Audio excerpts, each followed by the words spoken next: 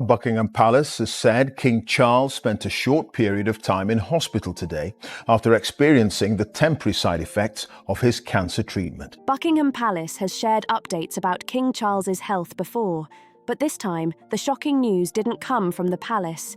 It came straight from Prince William. While the king has been quietly undergoing treatment for prostate issues and a cancer diagnosis, the royal family has largely kept the details under wraps. But now, in a move that's left the public reeling, Prince William confirmed the most heartbreaking update yet. So, what exactly did he reveal? And why is this sending shockwaves across the country? Stick with us as we break down this tragic health news. The truth about King Charles's condition is finally out. Though the news isn't completely unexpected, it marks a painful chapter for the royal family. There are new bombshell claims today from royal insiders who say King Charles's cancer is incurable and he will likely die with the disease. Balancing public duties with private struggles. As King Charles steps back from certain responsibilities, questions are mounting about the timeline of his condition and what this could mean for the future of the monarchy. Concerns over the king's health aren't new. Let's rewind and take a closer look at his medical journey to understand how it led to this moment. In his youth, King Charles was generally described as active and healthy, spending time riding, playing sports, and attending public events. But in 1998, during a routine engagement, he started experiencing discomfort in his right knee. Not shocking, given years of horseback riding and polo.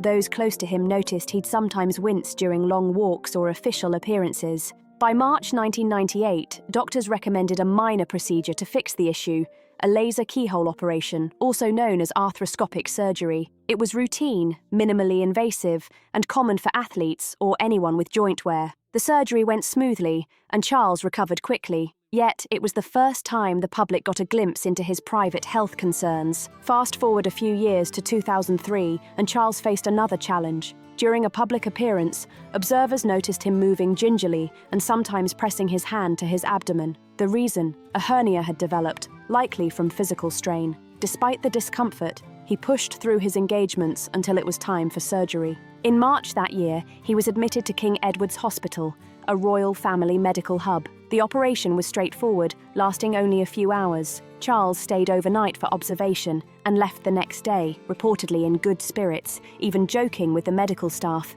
However, that was just the beginning. The years that followed brought a series of unexpected and concerning health challenges for King Charles. By 2008, he faced another minor health issue, this time on his face. Close-up photographs at public events revealed a small blemish on his nose. Eventually, it was removed at a London clinic, and the palace confirmed it was a non-cancerous growth. While the surgery was minor, it served as a reminder that even royalty isn't immune to ordinary health problems. The growth was successfully removed without complications, and within days, Charles was back at work, appearing at public functions with a small bandage that sparked more media curiosity than real concern. Physical injuries, however, were far from new to the king. His lifelong passion for polo and horse riding carried risks over the years. He endured several accidents on the field, most notably falls that briefly knocked him unconscious. Polo, while elegant, is a contact sport played at high speed, and Charles was known for his fierce competitiveness. During one match, he was reportedly thrown off his horse after a collision,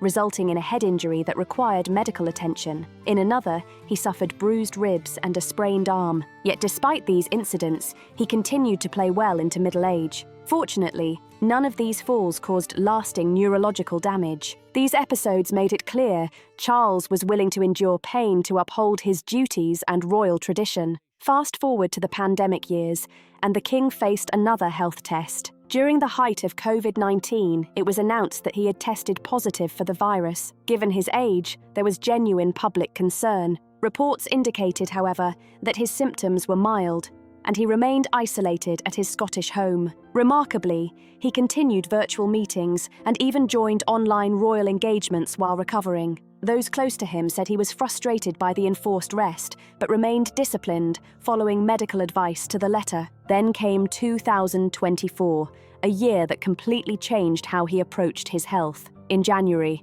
Buckingham Palace released a statement announcing that the king would undergo treatment for an enlarged prostate. The announcement stood out because the royal family rarely shares such intimate personal details. The palace reassured the public that it was a benign condition, a common issue among older men, and that the king was in expert hands. He was admitted to the London clinic on January 26th, where the procedure was carried out successfully. Within days, he was discharged and reportedly recovering well. But then, just weeks later, another announcement shocked the world in February 2024. The palace revealed a shocking twist. While King Charles was being treated for the prostate condition, doctors discovered a separate, serious issue. Further tests confirmed it was a form of cancer, not prostate cancer. The diagnosis stunned both the public and royal watchers, especially since Charles had appeared energetic at recent events. Buckingham Palace announced that he would be suspending certain public duties while beginning a schedule of treatments. Though the palace shared no specific details, it was clear that the monarch was facing a major health battle. From that moment on, Charles's daily routine shifted dramatically. He started regular cancer treatment, the exact nature of which was never fully disclosed, though speculation pointed to radiation or chemotherapy. His workload was trimmed, with advisors managing his schedule around medical appointments. Despite this, he continued to read and sign state papers, attend private meetings, and even maintain his weekly audience with the Prime Minister by March 2025. After more than a year of managing the illness, the king was admitted briefly to the hospital again. This admission was described as a precautionary step after he experienced temporary side effects from treatment. Buckingham Palace downplayed concerns, calling it a small bump in the road. His stay was short, lasting only a few days, after which he resumed light duties. What stood out during this period was how openly the king and palace addressed his health, breaking with centuries of royal tradition. Historically, the British monarchy kept health matters secret. Details about past monarchs' illnesses were often hidden until after their deaths. But now, King Charles has reportedly made a personal wish, one that could influence the monarchy's future. What exactly is in this wish? And why is it surfacing at such a delicate moment? We've got the answers. King Charles, now 76 while managing ongoing health challenges, has reportedly made a few personal requests. Buckingham Palace hasn't confirmed the full details, but it wouldn't be unusual for a monarch to do so. Previous kings and queens did the same, leaving instructions about how things should continue after them. Some focused on duty, some on family, but all revealed what mattered most. Queen Victoria, for example, was one of the first to leave such a wish before her death in 1901, giving clear instructions about her legacy. She wanted to be buried as a soldier's daughter, dressed in white, not black. Her wedding veil was to be placed over her face, alongside pictures of her beloved husband, Prince Albert, in her coffin. To her, it wasn't about pomp or ceremony. It was about love, duty, and being remembered as a woman who stood firmly by her family. That powerful wish shaped royal traditions for years, leaving a legacy of loyalty and personal devotion that endured long after her death. King George V also made his wishes known near the end of his life. He wanted the monarchy to stay close to the people and to feel truly British, especially after the turmoil of World War I. He even changed the royal family's name from Saxe-Coburg and Gotha to Windsor to remove its German sound. Before his death, he told those closest to him that the monarchy must always remain connected to the public. His wish was simple but profound: keep the crown grounded in service. Then came his son, George VI, who never expected to become king when his brother abdicated the throne. George stepped in and spent his short reign restoring trust and stability to the monarchy. Before he died in 1952, he advised his daughter, then Princess Elizabeth, to remain strong and steady, to lead with calm, and never be swayed by politics or noise. His wish was honoured. Elizabeth's reign became one of the longest and most stable in British history. If King Charles were to leave a similar wish, it might not stray far from what the royal family is already pursuing. His focus has consistently been on modernisation, balance, and unity. Each member already plays a vital role in that vision. For Prince William, his responsibilities are already clear. He is stepping deeper into royal duties, gradually taking on more of his father's responsibilities. William often represents the king at major events both in the UK and abroad, and his main focus remains on the environment and social causes. Through his Earthshot Prize, he champions projects that protect the planet, while also staying active in campaigns for mental health, homelessness, and youth development. William has become the face of a younger, modern monarchy, more approachable, empathetic, and attuned to today's issues. If the king were to make a wish, it would almost certainly include that William continues in this path, leading with empathy and keeping the crown close to the people. But Prince William isn't the only royal shaping the monarchy's future. His wife, Princess Catherine, has emerged as a strong, steady presence at his side. If King Charles truly made a wish for the family's path forward, there's no doubt it would include her pivotal role, ensuring that love, duty, and stability remain at the heart of the modern monarchy. So, what might the king hope for Princess Catherine, the future queen? Let's take a closer look. Catherine's work has become incredibly important. She has built a calm, reliable image, balancing her public role with being a devoted mother. Her main focus is early childhood development. She believes that supporting children in their formative years can prevent problems later in life. Her Shaping Us campaign is a central part of this mission. Catherine visits schools, meets parents, and collaborates with health experts. Over time, she has also taken on more military and ceremonial duties, holding several honorary titles and appearing more prominently at royal events. It's clear she's steadily preparing for her future role as Queen Consort. Princess Anne continues to be one of the hardest working royals. She rarely dominates headlines, but she carries a massive part of the royal workload. Every year, she attends hundreds of public events, often more than anyone else in the family. She champions causes related to health, farming, and education. Her experience and practical nature make her an invaluable advisor to both the king and Prince William. If the king were to leave a wish, it would almost certainly include Anne as the steady hand of the family, the one who keeps things grounded and running smoothly. Then there's Queen Camilla. Her journey has been long and complicated, but over time she has earned public respect. She has dedicated herself to a wide range of charity work, from literacy programs to campaigns against domestic violence. Her presence beside the king has given him stability, and she's proven strong under pressure while remaining part of the natural order of the monarchy. Her role will evolve over time. When the moment comes, she may take the title of Queen Dowager, stepping back from the spotlight while still offering guidance. A thoughtful wish from the king would likely include Camilla continuing as a source of wisdom and support for William and Catherine, helping them carry forward the royal legacy.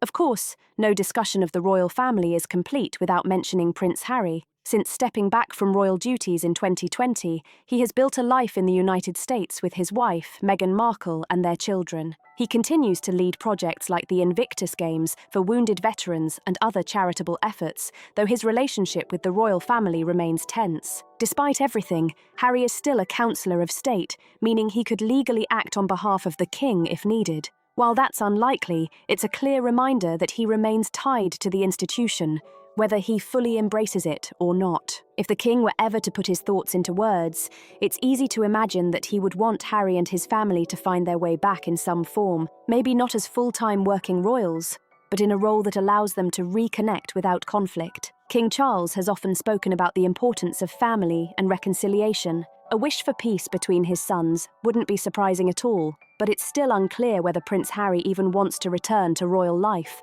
In a recent interview, he opened up once again about the deep tensions within the family, revelations that many believe lie at the heart of his decision to step away. His words painted a picture of hurt, mistrust, and a longing for independence. So what really caused the rift? And why does Harry seem so determined to build a life far from the palace? Stay tuned, because we're about to uncover the intense conflict that changed everything, and why it may keep Harry from ever returning to royal duties. What drove Prince Harry away? His conflict started long before the world understood its depth. It all began in 2016 when news broke that he was dating Meghan Markle. At first, it looked like a normal royal romance, but behind the smiles, tension was building. Meghan was different from the women the royal family usually welcomed. She was an American actress, divorced, outspoken, and to some in the palace, that raised serious questions about how she would fit in. The British press made things even worse.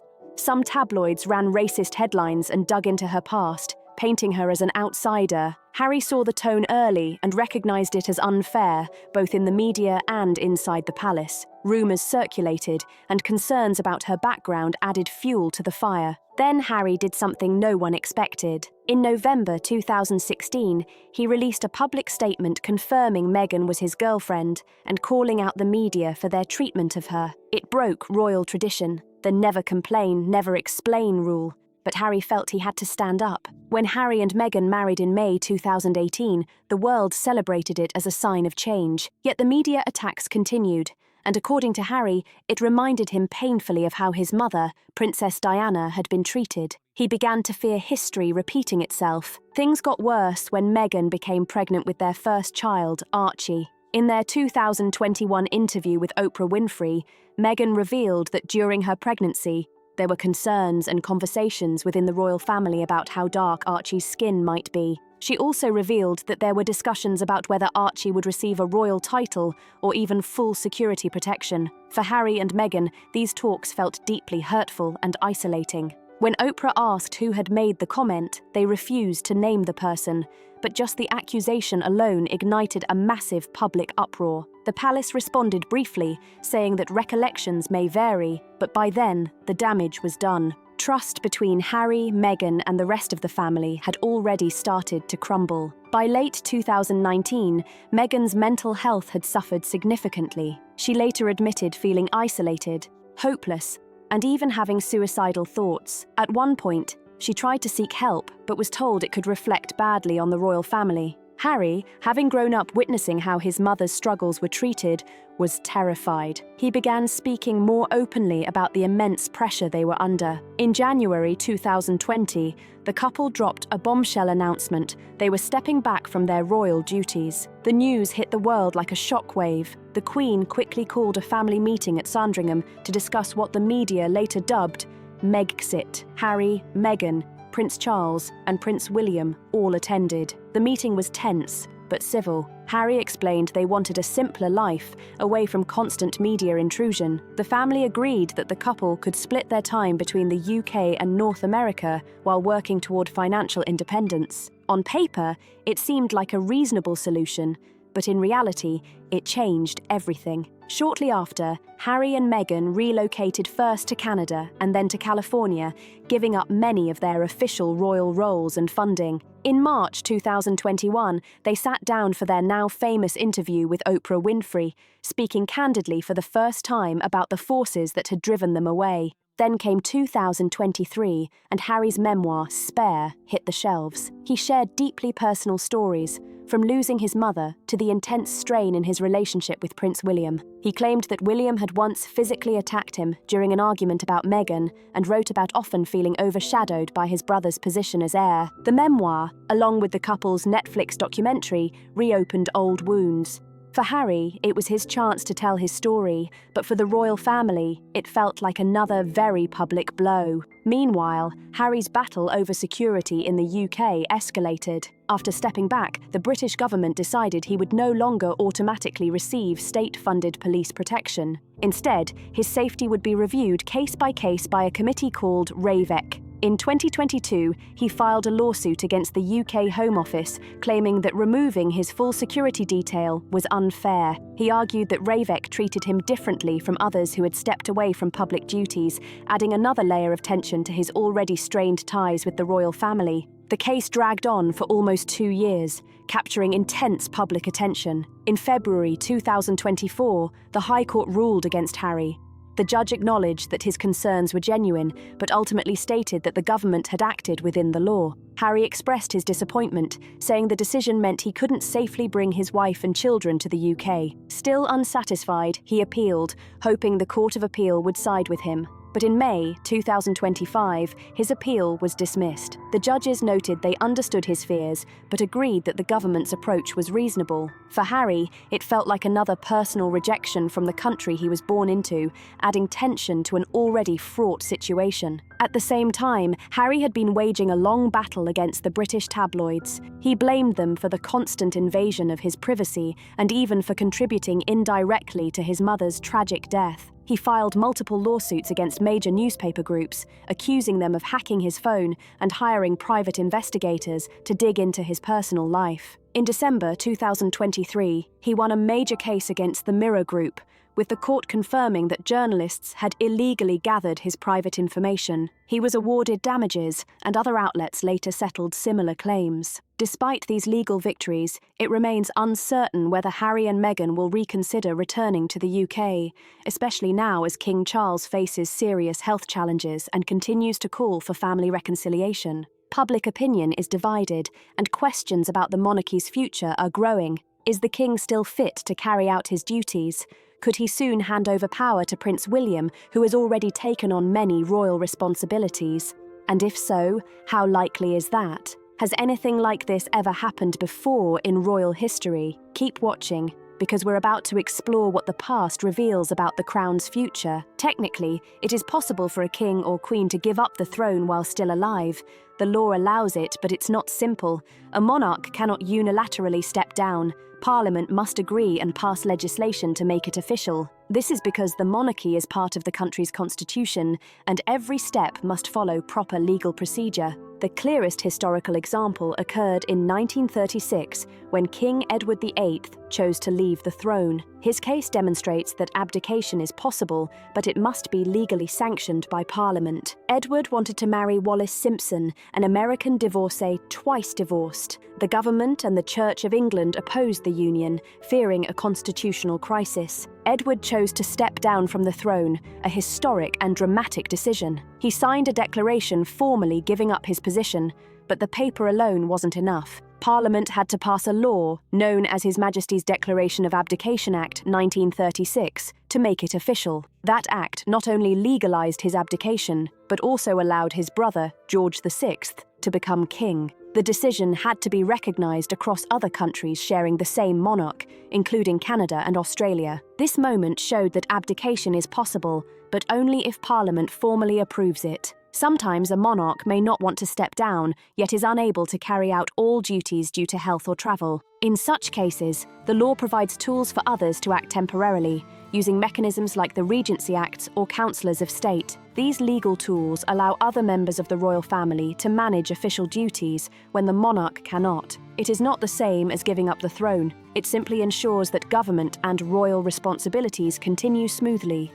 Several laws govern these processes to maintain order. The 1936 Abdication Act provided the framework for Edward's resignation. The Regency Acts cover situations where the monarch is too young or too ill to rule. Letters patent, signed by the monarch, designate councillors of state who can act in their stead. Together, these rules guarantee that someone is always in place to handle royal duties, ensuring the monarchy never pauses, even during crises. Importantly, only Parliament has the authority to change who the monarch is.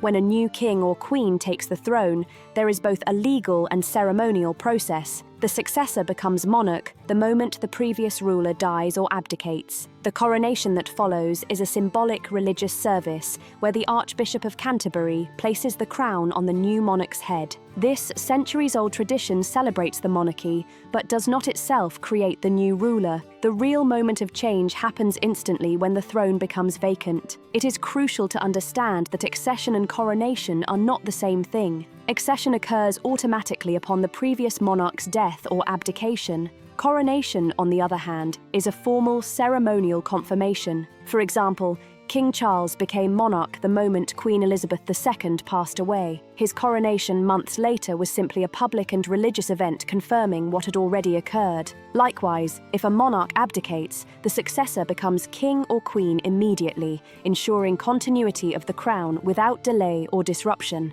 The coronation would happen later, but it does not create kingship on its own if a living monarch wanted to hand over power completely. Parliament must be involved to make it official, just like it was with Edward in 1936. A monarch can sign a declaration saying they want to abdicate, but that alone is never enough. If the issue is health-related, abdication is rarely the first choice. The usual solution is to allow councillors of state or a regent to act on behalf of the monarch. This keeps the system stable, avoids political complications, and ensures the monarchy continues without interruption. Queen Elizabeth used this method many times when she could not attend engagements. with senior royals like Prince Charles handling her duties seamlessly. The same system is still in place today. It allows the monarch to remain on the throne while others step in temporarily. Looking at King Charles and Prince William, it is legally possible for Charles to abdicate if he wanted to. But in reality, this is very unlikely. If he ever did choose to step down,